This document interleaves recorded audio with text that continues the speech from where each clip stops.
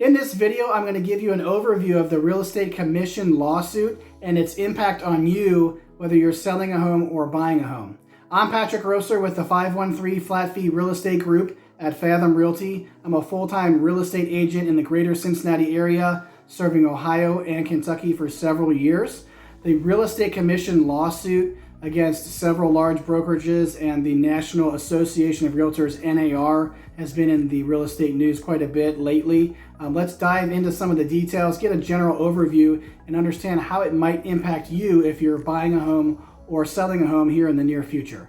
So I'll just give you a brief overview. I'll oversimplify it. There's plenty of information out there if you want to Google the topic to learn more details, but just to give you a general idea of what's going on if you don't know, is there's a class action lawsuit of homeowners who have sold their homes working with agents who work for brokerages, of course, that have listed their homes, sold their homes. There was a buyer's agent involved. That buyer's agent was paid a commission by their listing agent.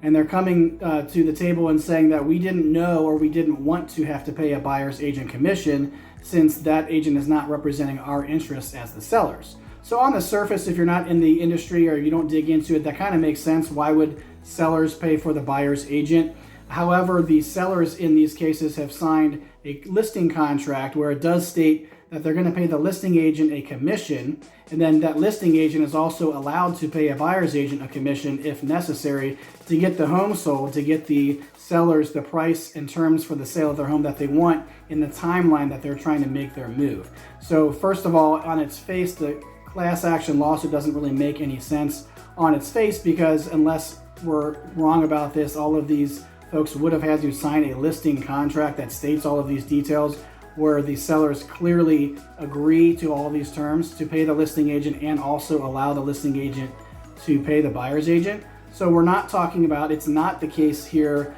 where the listing agent charged them X dollars and then they also, in addition to that, charged an additional fee to pay the buyer's agent. What actually happened was the sellers paid the listing agent a fee to get the home sold, and from that fee, the listing agent, from their proceeds, from what the sellers paid them, actually paid the buyer's agent. And the sellers were aware that that was the arrangement. They were also aware of all those terms as well, and also the price and terms they agreed to in the purchase contract. And then when they went to closing as well, they looked at all the numbers, the line items, all the charges they're paying for the listing agent fee, their commission, and also the buyer's agent commission. They signed off on this, usually before closing and then at closing in person in ink as well. They've also received all of these funds. So several points along the way, these home sellers have agreed to this arrangement, and then all of a sudden there's a class action lawsuit against these brokerages claiming that these sellers shouldn't have had to pay the fees that they already agreed to pay several times in these contracts, in these agreements. So given all of this information, I and other real estate professionals figured that this case would get thrown out, or at the very least, the real estate brokerages would fight it to the end and would ultimately win the case. But actually, more than one of those major real estate brokerages has actually settled to the tune of tens of millions of dollars in each case. So it's a little bit shocking that that's been the case. And there's also another layer to this. The National Association of Realtors is also a part of this suit. They're one of the defendants as well.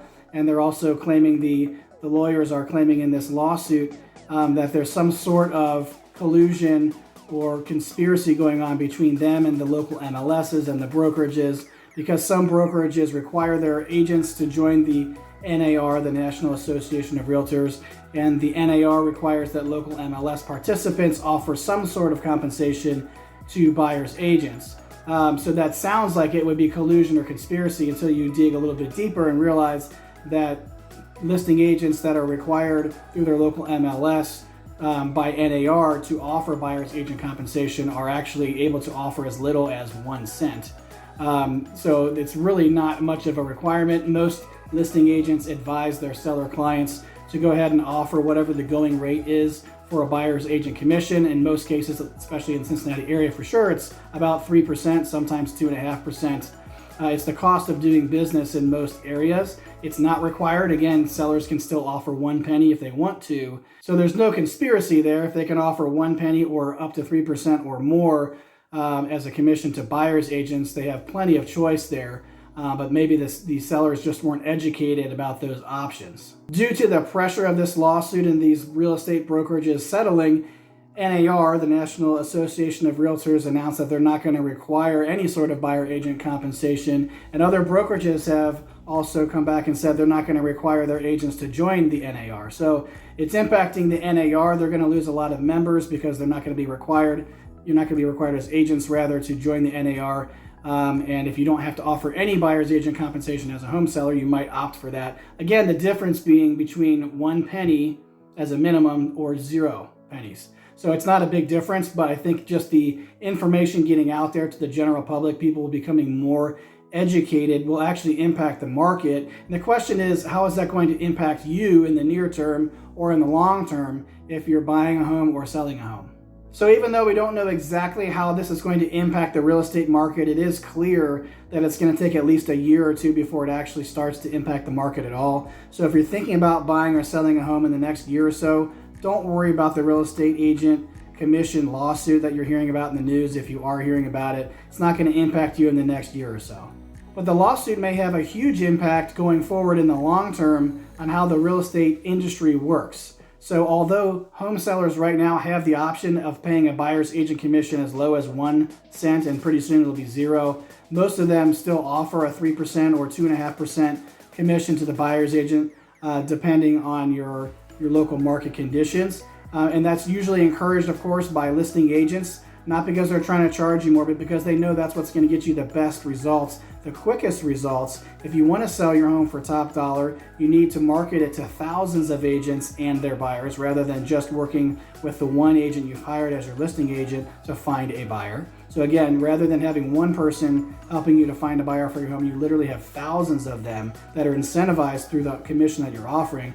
You're only going to pay one agent that fee, but you're going to get thousands of agents to potentially work on your behalf to get your home sold. So certainly that helps you to sell your home for top dollar. It also helps you to sell quickly because those agents are incentivized to make it happen as soon as possible, because they don't get paid unless they bring you a contract and close that contract. So in my estimation, in my opinion, it's definitely a mutually beneficial situation right now for listing agents to encourage their home sellers to offer buyer agent commissions, as we currently do. Maybe we can change the language or make it more clear for people who don't understand.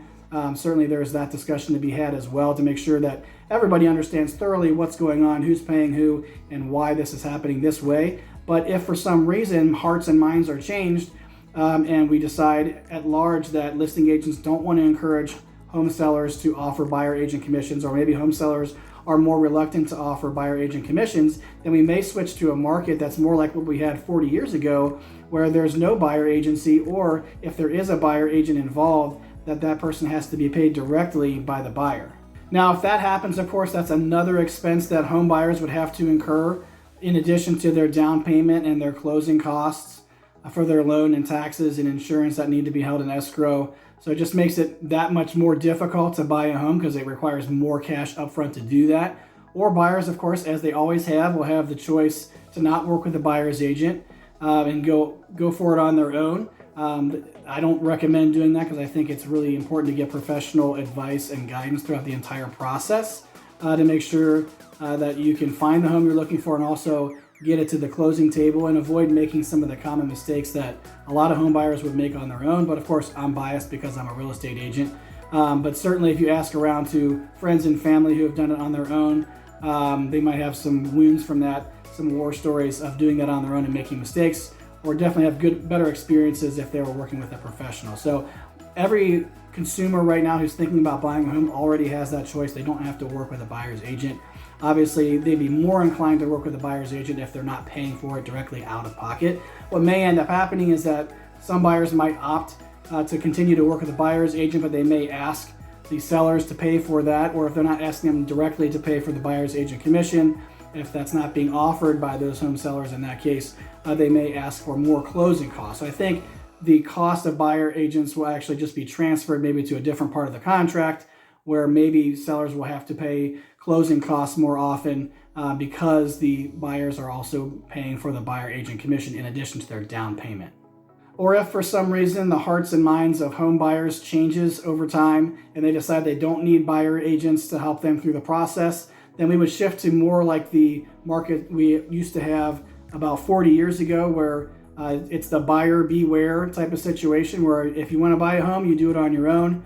just beware that you're taking your own risk. Make sure you do your own research and make the best decision you can. Understand that the agent that is involved is representing the seller, not representing you. They're not giving you advice. They might help you push the paperwork and get to the finish line, but they're not going to give you advice. They're only going to give the seller advice. So if you can imagine, and you've been through this before, if you've bought a car, a lot of people have a lot of stress going to buy a new car or a used car. It's a big purchase and they don't always know exactly what they're doing, and they know that that person that's selling the car is working for the dealership and not for them. So hopefully they're an honest person, but they're really working for the dealership's best interest and not the buyer's best interest.